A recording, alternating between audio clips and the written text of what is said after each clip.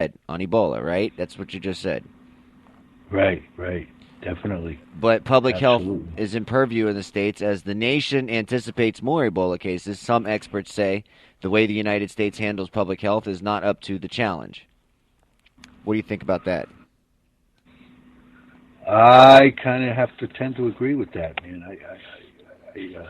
I apparently, I guess they were appointing another czar to oversee the administration's response to this latest Ebola situation, and it's I don't know. There's a lot of curious facts and information about that. It's how we're sending troops over to Africa, right? Are we sending like 300 to 400 troops over there to Africa to help out with the situation over there where it started? Yes, I believe so. And I don't particularly agree with that at all. But and then we brought those first patients over to Atlanta instead of maybe treating them. We have some state of the art, hospital facilities on many of our military installations overseas. And, instead of bringing that over here, I think they probably should have treated it over there in Europe somewhere, rather than bring it into our shore. You know what I mean? It's like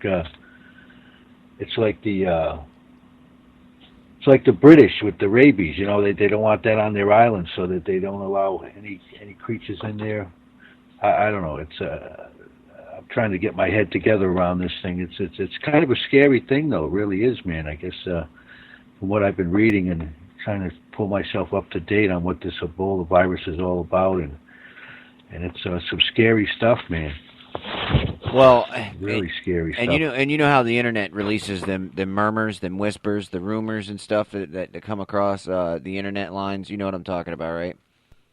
Yeah, absolutely. So there's a murmur on some of the boards and the chats and stuff that this is even bringing people back to life, like the T virus from Resident Evil or something, which is hilarious because I haven't heard anything like that anywhere. You know what I mean? And not necessarily that I trust mainstream news, but to me, if a zombie had come back to life and started eating people, I think I'd be the first person to hear about it. You know what I mean? You'd figure that, but I think that maybe they're hyping this up a little bit more because we have standards in America that most countries don't, and you got to understand. Most people learn from a young age. You brush your teeth, you wash your hands. You know what I mean? Absolutely. And it's not so much of the antibacterial thing where everybody's going crazy on that because I like to keep my immune system up. You know what I mean? So I don't necessarily, I guess you say, keep as clean as most people do. But I also don't like messing with cash anymore, because a lot of people touch money. It absolutely. Yeah, and when you bum a cigarette to somebody, I'm not one of them guys that just let you pick one out of my pack. I got to slide it out for you. Because I don't know, your There's nut a lot grubbers of be up on your nuts, scratching while you're hot and sweaty walking around. yeah. So I think that I'm not sure that a lot of people are gonna catch Ebola here, but that's why I don't like the mainstream media. They just make you want to be scared, and I'm not someone to naturally be scared about something. There's got to be a way to fight it. Yeah. There's got to be a way to fix it. Yeah, I agree with you. So hopefully they'll get a come together and come up with a way to handle our reaction to this latest threat to our shoreline here, this Ebola situation, and hopefully it won't escalate as it has over there in Africa. And like you said, I think just Although universal precautions and just the just the substandards in hygiene is what's causing that rapidness over there. Absolutely. I agree 100% with that. But there'll be more to come with this story as it proceeds forward. There's a lot of talk and chatter about it, as you were just saying. With regards to this, and well, especially down here, I'm only a state away. You know what I mean? They can come through Louisiana in 3 hours. It ain't like it's that far. So you got to keep your eyeball out for that as well. But yes, I'll tell you this. Just keep your hands washed. You know, I mean, don't get any mucus or somebody sneezing or even if they're bleeding or something. That's when you call the cops. Tell them you got an Ebola patient. They're bleeding out of their eyeballs. You got an Ebola patient, okay? But remember, Halloween's coming around. People will be bleeding from all over. So. Yes, indeed. Yes, indeed. Yes, indeed. So, more to come on that topic. No doubt about it. But we'll see moving forward on that one. But did you have a story that you wanted to talk about? Something you caught your eye this morning? Well, it We was have a it little bit was more call. it was yeah. It was further down on the list there. Something about the more riots gearing up for Ferguson, and of course you know all about what that's about, don't you? That whole situation, yeah, that's we just talked about that earlier. St. Louis area police and protesters are bracing for more protests. There were a lot over the weekend, and they're calling today Moral Monday, and they're going to, be pretty much out there this whole month. Well, Um, because this is the month where the officer gets his court date, his day in court, where they find out if he's guilty of manslaughter or and the jury of his peers. That's got to be going on too. So you've pretty much figured that they're waiting for a verdict on this case with Michael Brown. And I figure, I guess the people in Florida just didn't get as angry as people in Missouri because they're ready. They're ready, like you said. They're gearing up, ready to riot. Do you think? Do you think that this is just the people being angry against, let's say, what they perceive as a very brutal police force, or do you feel like this is just another April 29th, 19 or April 26th, 1992? I think people, we read too many of these stories, about um, police actions and police maybe over uh, using their authority, if you will. You know what I'm saying? I think in many regards, to me, it goes back to like the police force has kind of lost touch with the community members in many ways, and the vibe and the feel in their community because they're just driving around in their cars as opposed to in the old days when they would out walking the beat, get to learn the people in the neighborhood and what they're all about, and they'd grab you up by the scruff of your neck in the old days and straighten your ass out if it needed to be done. And I think many regards nowadays, there's an overreaction many times by the police officers. I don't think they're sufficiently trained in how to deal with people with maybe mental health issues or what have you. Becoming more instead of the strong arm tactics, in many regards they need to maybe de-escalate situations instead of immediately drawing their weapons and that kind of thing. I think in many regards, the police, are kind of heavy-handed in a lot of these situations. And See, but I you don't know what gotta, you're feeling. well, you gotta understand something. When I hear about the riots, and a lot of people are talking that it's because it was a white cop shooting a black kid or a black guy, right, a black man, Yeah. and it does come down to what I mean. I know a lot of cops do have kind of a dismal outlook on the people. I'm over you. I Yeah. lord over Right. you. You're Right. gonna listen to me. I've got a gun.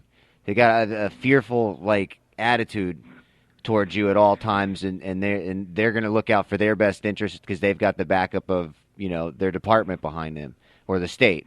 So when you look at it, a lot of people are angry and they're saying, well, it's because cops hate black people. Well, I just don't think that's true. Cops hate everyone that's not a cop. And then second of all, why is it that cops they are to be an officer of the law, if you're over a certain IQ level, they won't accept you into the academy. No, you think that's a joke, but that's Really? literally the case. If you're over a certain IQ level, they will not allow you into the academy because they don't want, you know, the question of authority or because you're already learning about the law and you don't want to question the law. They don't want police officers to question the law. They wanted them just to go with it because technically some of it's kind of, a pyramid scheme, if you will, in my eyes. I don't know. Yeah, well, going by the caliber of some of the officers I know in my area, I'd have to say that's probably a true thing. You know, these folks definitely fall well below the IQ line when it comes to that kind of stuff. It's really sad, though. It really is, because it used to be that we used to get all of our police officers from Ireland, and those guys were just, walking around drunk half the time, so it was cool. But they would keep the peace, They would keep the peace. Yeah, that's right. Now, No doubt about it. now you see blue lights behind you. You're instantly fearful because, one, you could get locked up. Two, you could get shot. That's worst case scenario. And who knows how many fines or whatever you're going to have to pay because you were 10 miles an hour over the speed limit. Just certain things like that kind of bother me. But this kind of brings me into my next point here before we jump in a break. We're going for like about 15, 20 minutes here, and I'm almost going to need a refresher on my beverage here, but just make sure you start a new pot, because I see there's only a little bit left in the bottom there, and that's really messed up when you just, let that coffee burn like that. Yeah. We'll get another pot brewing over here, brother. No problem with that at all.